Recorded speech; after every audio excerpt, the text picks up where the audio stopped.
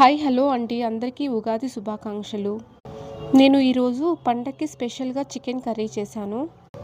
అందుకోసం 1 KG chicken తీసుకొని బాగా క్లీన్ చేసి పక్కన పెట్టుకోవాలి. ఒక ప్యాన్లో 2 టేబుల్ స్పూన్ ఆయిల్ వేసి సన్నగా కట్ చేసి పెట్టుకున్న ఆనియన్స్, అలాగే అందులోకి 1 tablespoon ginger garlic paste వేసి బాగా వేయించాలి.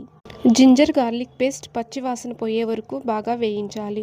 ఆ తర్వాత 2 కట్ చేసి పెట్టుకున్న టమోటాలని కూడా వేసి బాగా వేయించాలి. కొంచెం పుదీనా ఆకుల్ని కూడా వేయాలి అందులోకి. ఆ తర్వాత వాష్ చేసుకున్న చికెన్ పీసెస్ని వేసుకొని బాగా కలపాలి. చికెన్ మొత్తం పచ్చి వాసన వెళ్ళే వరకు కలుపుతూనే ఉండాలి.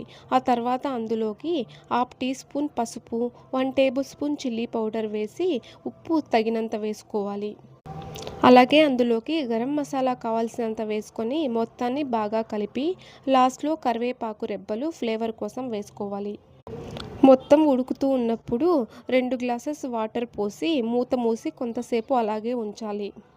మధ్య మధ్యన చికెన్ ఉడికిందా లేదా అని చూసుకుంటూ ఉండాలి.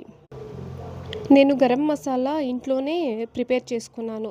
అందుకోసం చికెన్ పౌడర్ వేయలేదు. కావాలంటే వేసుకోవచ్చు. ఇప్పుడు లాస్ట్లో కొత్తిమీరతో గార్నిష్ చేసుకొని వేడివేడి రైస్తో సర్వ్ చేసుకొని తింటే చాలా టేస్టీగా ఉంటుంది. చపాతీలోకి కూడా ఈ కర్రీ చాలా బాగుంటుంది. ఇలాంటి మంచి మంచి రెసిపీస్ కోసం నా వీడియోస్ని లైక్ చేసి, షేర్ చేసి, సబ్స్క్రైబ్ చేయండి మర్చిపోకండి.